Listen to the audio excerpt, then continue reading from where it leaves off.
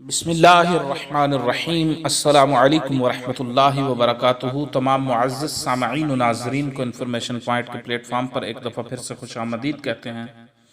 سامعین و ناظرین، آج کی ویڈیو کے اندر ہم جانیں گے کہ وبا کے دوران اذان دینا کیسا عمل ہے۔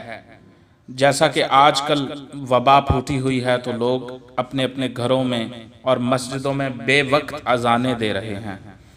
تو معجم الکبیر میں امام طبرانی رحمۃ اللہ تعالی علیہ نے روایت نقل کی ہے کہ حضرت انس بن مالک رضی اللہ تعالی عنہ فرماتے ہیں کہ رسول اللہ صلی اللہ علیہ وسلم نے ارشاد فرمایا، جب کسی بستی میں اذان دی جاتی ہے تو اللہ تبارک و تعالی اسے اس دن اپنے عذاب سے امن دے دیتا ہے۔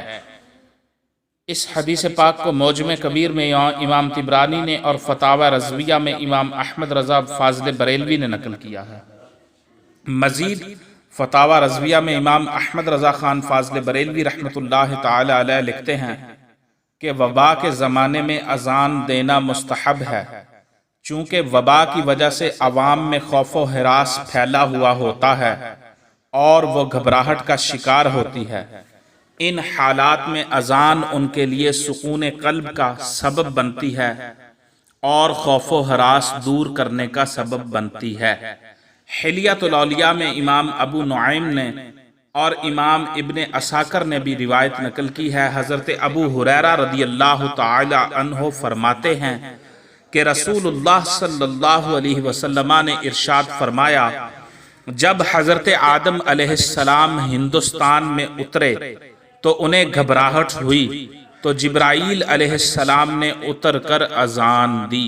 اس روایت کو امام ابو نعیم نے حلیۃ الاولیاء میں نقل کیا اور امام ابن عساکر نے بھی اس روایت کو نقل کیا ہے۔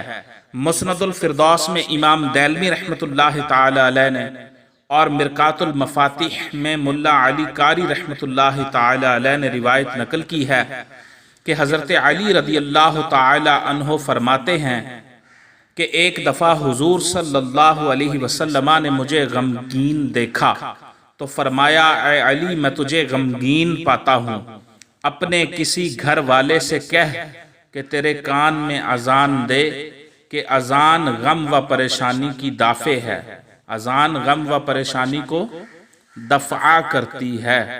لہٰذا مسلمانوں کو چاہیے جہاں دوسری تدابیر اختیار کرتے ہیں وہاں یہ روحانی تدبیر بھی وبا کو دور کرنے کی اختیار کریں اور اپنے اپنے گھروں میں اذان دیں۔ گھر میں اذان دینے کا کوئی وقت معین نہیں، جب چاہے دے سکتے ہیں۔